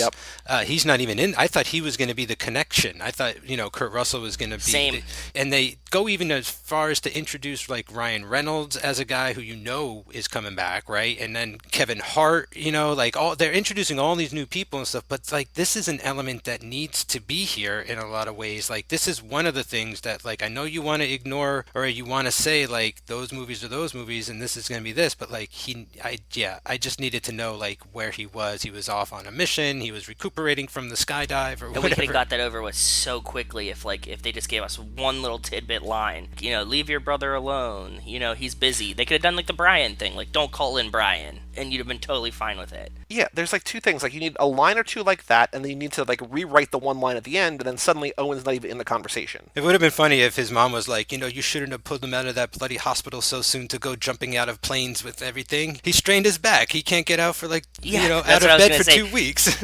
He has kinks in his neck. God damn it, you know this. Okay, so that leads me to something I have to bring up. Kinks in our neck. As enhanced as Brixton is, right? It's Brixton, right? Not Brexit. How fucking strong do you think he was to begin with? Because you look at Hobbs and Shaw, you look at Dom, you look at... I was just rewatching parts of 6 the other day, and the crew, like, all suffer major car accidents in that movie, but they walk away without a fracture. You are already a tough bastard in this universe. Like, it's crazy how enhanced they must have actually made him if he can take on two guys unenhanced that are, for all intent and purpose, enhanced. Like, it's just crazy. Yeah, they definitely did some work. I love that they showed, like, his spine at the end to confirm, like, yeah, he's, like, for real. It's not like he was born with this or anything. It's not a serum. It's actually, they rebuilt him. Yeah, I mean, one of the first things he does is he, like, blocks bullets with his hand. It's like, oh, this guy is on another level. You know what I mean? Like, I know that he's basically fighting two superhumans without official superhuman powers, but, like, they're like, oh yeah, no, he's kind of next level insane. Like, not only does he have a self-driving motorcycle, but, like, he's kind of a robot. So do you think that they'll ever get to a point in this where, like, someone's gonna fly? Well, Mike, cars don't fly. No, but, like, a person. I mean, like, is Dom gonna fly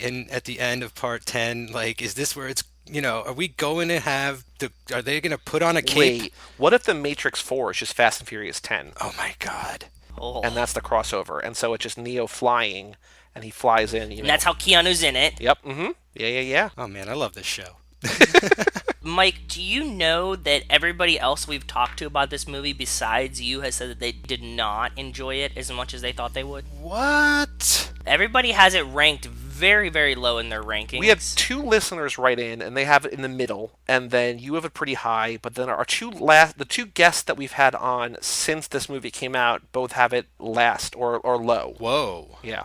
And also another listener has it very, very low, too. Like right now, it's averaging a score in the realm of Fate. Like, it's toward the bottom, if not at the bottom overall. No, I definitely think, I might have it pretty high. It might go down 1 or 2 notches at some point, but like it's definitely, I like it more than 7. I think it's top half. It's top half for me for sure. But also we're like super fans. You know what I'm saying? Like it was almost to a degree, and I don't want to get too far off base here, but like when I went to see the new Godzilla this summer, as a super fan, I was like, it's too much. Like they went too far. Like it's just overloaded to the point where it's like, why this now? Why that now? But I feel like what they managed to do with Hobbs and Shaw is spin it off to a degree where it's like, well, you like the crazy action and the furiousness more than sort of the car stuff, or like you like both. This one is going to be, we're getting away from the car culture for the most part, and we're just going to go furious with this shit. And like, I love that, because some people think that doesn't even belong in the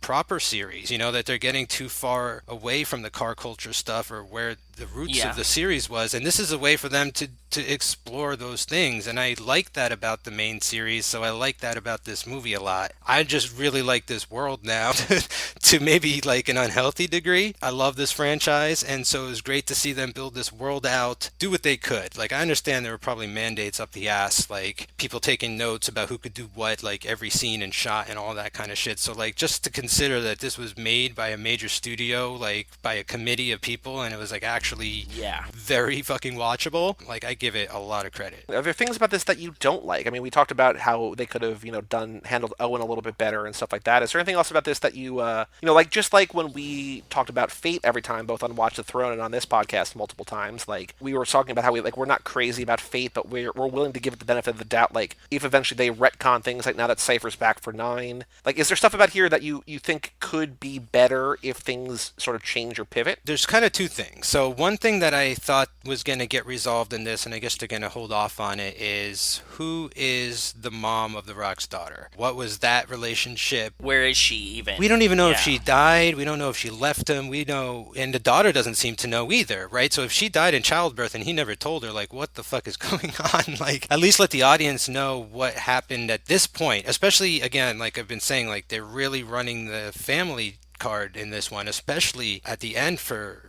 Hobbs, when we meet his entire fucking family, except the woman that he had this daughter with. So that's one thing. She has to be dead. And they even show like the family tree in the beginning, and I think it's like him, her, and then just question mark. Yeah, there's one leaf with a question mark. Yeah. So that's kind of depressing when I think back on it. And something that made me weird about that you just brought it up was it's just him and her and then a question mark. Then he goes, I'm gonna leave you with your aunt. Yeah. And he just like kind of drops her with her aunt. And don't you think the aunt would have been on the family tree? I wonder if that's just like an aunt, like a friend of the family. Like an aunt, like in quotation marks, like this is your aunt, but it's really like his neighbor. But again, that's a weird, like, or you made me kill my brother, you. It's like, well, why would you say aunt if she has no family? Like, we need a little more clarity when we're talking so much about like relations in this movie, right? At least, like, specifically around family. Like, clarify the family.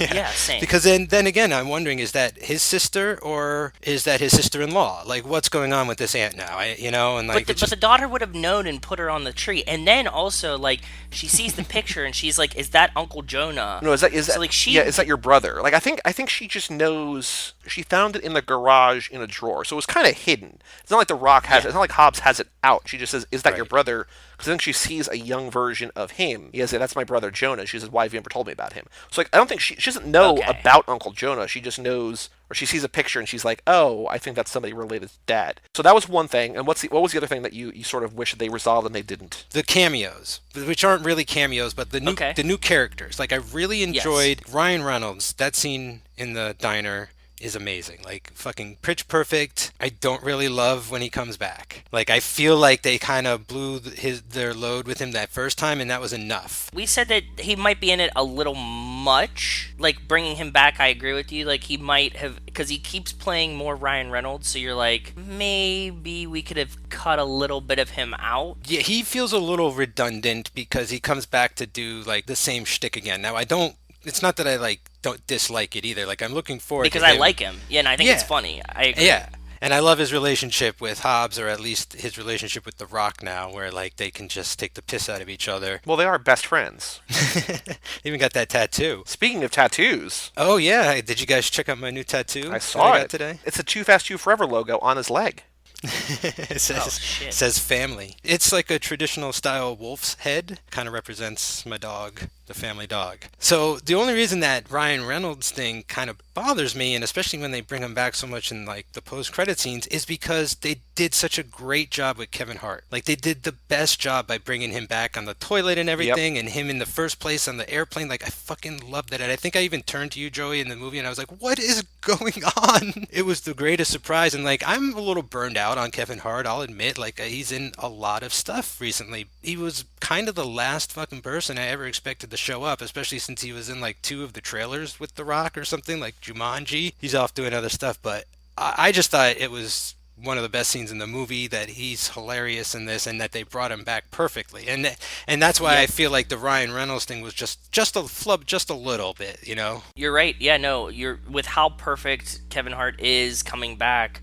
I can definitely agree with you. Yeah, that's why Ryan Reynolds feels like he kind of overstayed his welcome just a little bit too much. And especially since the counterpart to Ryan Reynolds, to get Shaw's handler in Rob Delaney, like I love him, but I thought he was used perfectly too. Like he's just in the one scene and that's it. Like he doesn't come back listening into the conversation. He doesn't come back in the credit scene too. Like they do him right too. That's about it. Other than what we talked about with Owen and all that kind of stuff, you know, this movie's a blast. I just love it. So I've got 2 sort of bigger, broader questions for you that we've asked our last 2 guests. Where do you see Hobbs & Shaw 2? Because there's probably inevitably going to be a Hobbs & Shaw 2.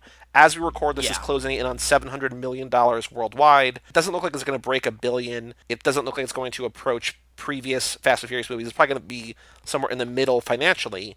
So it's maybe a little bit of a disappointment there, but still made a ton of money. There's going to be another one because people want these movies.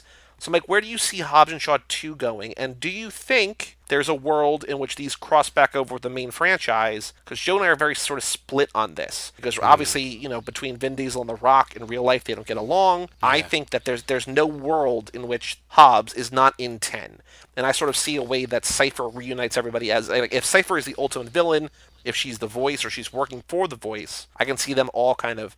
You know, she being the bond that brings them together as they take her down, take down Etion. I think I'm selling him a little bit on that, but he's not so sure. So, 2 questions. Yeah. Where do you see Hobbs & Shaw 2 being? Like, what kind of movie? Bigger stakes, smaller stakes, anything like that? And do you see these worlds, these 2 are sort of separate tracks now, you know, recombining ever? I think Hobbs & Shaw 2, the 2 is going to be important in that we're going to get, I hope we get both of the Shaw brothers, but I also think that one of Hobbs's brothers might be along for the ride as well. I think he's going to take one of them off the island. Who's the main one that he had like the beef with? Roman Reigns? Yeah. Oh, no, the other one. No, Roman Reigns is the wrestler one. But I think Roman Reigns is most likely because he's like the most famous. I think there might even be a Hobbs sibling that was like right out of frame that they haven't cast yet, that they might give Luke Hobbs to like train or like run on missions or whatever. But I think what's going to happen is like we're going to get more of each family along for the ride. It's probably going to be, you know, there's probably going to go after like the Etion stuff again. You know, now that they're trying to be recruited by them, they're not going to stop coming after them. So I think we're going to get at least another movie of them versus this major Etion thing, and we'll finally see like who's behind the wall. And I think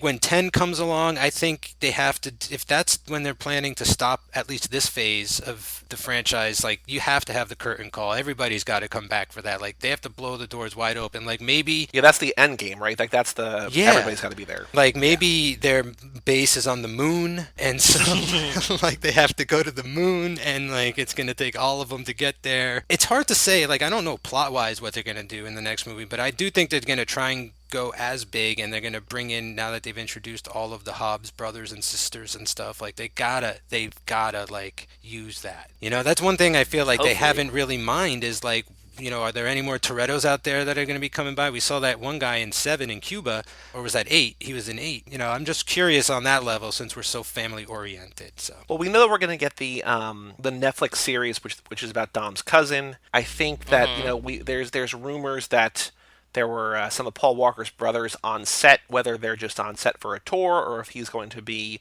if Brian's going to come back in some way, or maybe, you know, they could have him come on as, you know, one of Brian's actual brothers. Who knows? Like, I think the family connections are not done. I think that you're going to get sort of what you're hoping for, Mike, because if anything, Hobbs & Shaw was sort of about expanding these characters' families, right? Like, it's all about going to Samoa and seeing Hattie and all this different stuff, right? So that knowing how important family is to the franchise, I don't think we're done meeting new characters, even if they're not main characters, just sort of fleshing out backstories a little bit. How great is The Rock's mom in this, and what kind of father did he have that would, like, I keep thinking about that from time to time, like with The Rock, The Rock's arc or whatever, like when he was a kid and like his dad basically is like in Kill Bill, right? Who was the guy who had like the Acuna brothers, where it was like all, I mean, it's not this drastic, but in that movie, like this pimp had all of the sons from the prostitutes become like a gang, and it's almost like Hobbs's dad took all of his kids and turned them into like a gang and like a criminal enterprise and stuff, and like that's fucked up. Like that's No, but it's the same thing that Helen Mirren kind of did, right?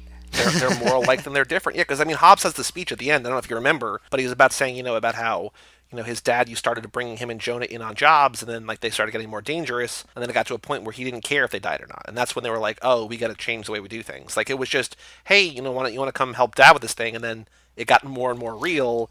And then they're like, oh, like things are getting a little too real. It seems like the Shaws were always grifters. You know what I'm saying? Like, they were always con men. They were always doing that kind of stuff. And, like, yeah, maybe they were robbing banks and blowing shit up and stuff, but, like, they didn't kill if they didn't need to, or they weren't gonna there's no way that Owen was gonna be like not take a bullet for Deckard or Hattie, what I'm saying? Like they weren't gonna let each other go down or anything, to the point where The Rock's dad was like, well, if one of my sons dies, I'll just have another son, or like that seems to be like his attitude. Who would play The Rock's dad? Like who's old enough and like, I mean, you would need someone enough? Sonny Chiba. Yeah, I was just thinking you need someone on the order of Sonny Chiba, because he's already in the world. Holy shit, you just fucking blew my mind. And he goes to Japan and he's related to DK too, but he was just like in Samoa. Oh my god. Wouldn't that be awesome? You guys are killing me. How do you get Fast and Furious on the line? Get them on the phone.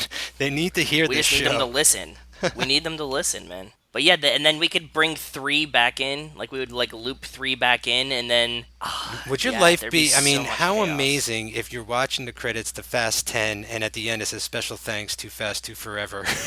I would love it. I just want them to be listening to Too Fast Too Forever in one of the movies. Just like like Ludacris is like listening to it, just turns it off. It's like, oh, sorry guys. Mike, is there anything else about this movie that you want to talk about? Oh well, just one last thing that I think blew all of our minds, and we talked a lot about this earlier on, but the Italian Job canon, insane if true, and so much fun to theorize about. And like I rewatched it today. I was able to sort of ignore a lot of the problems, which is most of that movie, but like focus and play the game in my head of like how do you connect the dots. Just for that alone has made it like a more watchable movie and a lot more fun to like consider. And I just love the concept. I don't know if that's even ever been done in film history, where it's like this movie is now part of this series, and it never really was, but it always was sort of supposed to be kind of like influenced by it, but it's also a remake of like a classic film. Like it's so insane, the history of the Italian Job now, that it's like I love it. I just love how it's all come around. Have you watched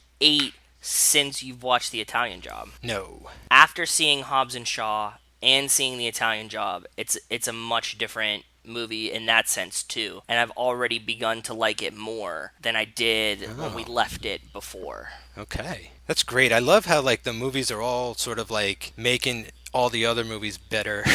After you watch one, it's like, well, that makes this one sheds new light on this movie, and then you watch another one, it makes it's it like, so wow. much more interesting. I was way more invested in 8 watching it this time around, being like, oh, 1, we know that we got Hobbs and Shaw, but then 2, like Charlize could be the safecracker from Italian Job, and you're just like, holy shit, this is so weird. Yeah. It would sort of, I guess, it would be something like if they suddenly were like, all the Marvel movies before Iron Man are now canon, so like, even after like Ghost Rider and like the original Spider, it would be, it's kind of like that kind of like craziness, like, not necessarily retconning, but like just sort of like squeezing it in there. So that's it. I think that's all I got. Well, as you know, there's a couple games that we're going to play. So before we do this Ain't No 10-Second Race, a.k.a. Boy, Do We Have a Podcast for You, we are going to do the car guessing game. Now, Mike, do you want to guess or do you want to give? I think I should give.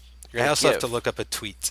So while we play the game, you can look up a tweet. This car picture came in from Ben Milliman a couple of weeks ago. This might be a difficult one, it might be an easy one. We're not sure. Okay. So I'm going to send you, Mike, a bunch of pictures via text, okay? The car is white. Thanks. It is an Italian car. Actually, it's silver. This one's silver. I'm so sorry that I got the color wrong. Does that change your guess? Yeah. The car is Italian. Okay. I don't know where to begin with this. I'm going to have you ask. 2 doors, 4 doors. So yeah, let's do this. So I want to go back to the way that we were originally going to play the game, that we haven't played the game. So I want you to ask questions like that. It is a 2-door car. Okay. Is it sporty? Yes. Does it look fast? Yes. Okay. Top speed, 217 miles per hour. 217, so it's really fast. It looks flat. It looks flat. Yes. Before I don't want to describe too much. I want you to sort of get. Okay, well, let's not fuck up what Mike's doing, because I like the descriptions. It helps. No, I know, but I want to try, because there's a reason I'm doing the way that I'm doing it. Does it have a wing? It kind of has. Is that like a spoiler? Mm-hmm. Yeah, like a spoiler. It's kind of got a spoiler. 2 wings. It has 2 wings. It's sort of like a split wing. Fat. Is it okay? It's flat. Is it a Ferrari? No. Is it a Lamborghini? Nope. Is it an Alfa? Nope. Is it a Maserati? Nope. Can I give a Mike clue? Go ahead. Yeah, please. You can always talk. It looks like it's in the movie Tron. Yeah, Does that help? That's fair. Okay. So is it like a new car? Is it like a hyper car? It's a car that is not out yet. So it's like it's pretty new. It's a future car. They come out next year. Futuristic. It's a hyper car. Won't be available till 2020. Yeah, is it a Pagani? Nope. It's a manufacturer that I've never heard of. Is it... The tires are F-Zero tires, which I guess, I don't know if that came from before the or game? after Captain Falcon, but yeah. It's a 1900 horsepower, Joe, all electric. All electric. Is it the Rimrock? Nope. There's only about No, that's the 150 of Croatian them. one. There's only going to be about 150 of them. Costs around 2.6 million. Remark? Is it the new Bugatti? Nope. I know Bugatti. I don't know this one. 0 to 60 in less than 2 seconds. Also comes with bespoke Jesus. luggage. Oh, fuck. Which one did just make the luggage? God damn it. So the car Oh, is... God. I just saw Supercar Blondie doing it with the luggage. It's God, very sleek. fuck The logo on the front, I think it's Okay. I think it's probably the letter, but it also kind of looks like a footprint. Is that fair to say, Mike? Let me see here. Yeah, that is a fair little to bit. say. Like, it's also on the steering wheel. The steering wheel is not round. The steering wheel is sort of like hexagonal. The logo almost looks like the gas pump. God damn it. Supercar Blondie. There's this woman, her name's Supercar Blondie, on like Instagram, and she goes around and like just checks out all these new hypercars, and I swear to God she was just in this one. Let me let me see if I can find her and see if this is the same car you're thinking about. Or if you're gonna. Well, she has like 100 of them, so I mean, like, you know, she does like one a day essentially. So she did like one a week. in March. She said it's the fastest Italian hypercar ever. At least this manufacturer. Hold on. Yeah, it's probably that car. That's what I'm saying. Yes. And in March, that makes sense. Italian hypercar. It's new. What are the new hypercar for the Italians? Okay, so here's a hint. The model, not the make. The make I've never heard of. The model I've never heard of. But the model is it's not spelled the same way, but it's the last name of one of the actors in Guardians of the Galaxy. Not Michael Rooker, who's actually going to be in Fast 9, but conceivably would fit Chris Pratt. physically and athletically and aesthetically, fits very much into the world of the Fast and Furious. Probably knows The Rock too. Probably knows The Rock as well. Oh, also he hates The Rock. The wrestler guy. Dave Bautista. Yep. So it's a Batista, Battista. Okay. But Who Mike, have you ever makes heard of the make? Because I never have. No, I've never heard of this before. I don't know if I can No, pronounce that. what's the make of it? It's a Pininfarina Battista. Pininfarina? Is that how it's pronounced? Is it Pininfarini's making their own cars now? It's this. Pininfarina. Pininfarina. Pininfarina. Yeah, Pininfarina. So Pininfarina was designing cars for Ferrari. It's a Yeah, good that was looking car. Yeah, damn. Let me see this. I'm looking up. But if this is the same Pininfarina, if this is So if you search Supercar Blondie Pininfarina Batista, there's a couple videos she did. She did one in March and she did one in September of last year about this car. So you had the right thing. I didn't know Pininfarina was doing their own cars, but they used to design cars for Ferrari. So like a lot of the classic, like very beautiful Ferraris were designed by their design company. It's a car design firm. And you know what also Pininfarina designed, which you guys have seen a million of, I'm sure, is the Coke freestyle machines. Oh, okay. If you look That's at the bottom funny. of them, they're all designed by Pininfarina. Yeah. Did he also design the Red Book kiosks? No, Never mind. no, I sorry. don't think those. Terrible joke. No, but it's the Coke Zero, like the Coke freestyle machines that you like pick, you know, your Coke, add cherry and vanilla and all those. They Yeah. designed them, and if you look at the bottom, it has the same logoing as the cars as their design firm That does. kind of makes sense. They do sort of remind me of like buttons on a dashboard. Doesn't it have like a very like classic car kind of feel to it? Yeah, like a 50s I didn't know thing. Pininfarina was designing their own cars now. That's really, really cool. But yeah, go check out some of the Ferraris that they... When we were at the Ferrari Museum in Italy, like when I took Rachel there, like a lot of the like most nostalgic, most revered Ferraris were designed by him. Very cool. Oh, you can buy they have stock. Like you can just buy Pininfarina stock. Maybe I'll buy some stock in him. All right. Yeah. Time for one more game. I already found mine. All right, I got mine. This game we're playing, this ain't no 10-second race, a.k.a. Boy, Do We Have a Podcast for You. We go on Twitter, find any tweet that people might want to listen to the show after sending. I found last time Littlest Baby at Iffy in Nwadaway. Tyrese, when Hobbs and Shaw 2 gets announced, it's a video of him going, no. Boy, do we have a podcast for you. Nothing. Joe, you found Nakajima Films at Chaninakajima. It was a long thread. The last tweet was, Fast and Furious presents Hobbs and Shaw, very much a fun movie. Believe there will be a sequel as a mysterious bionic man creator survived.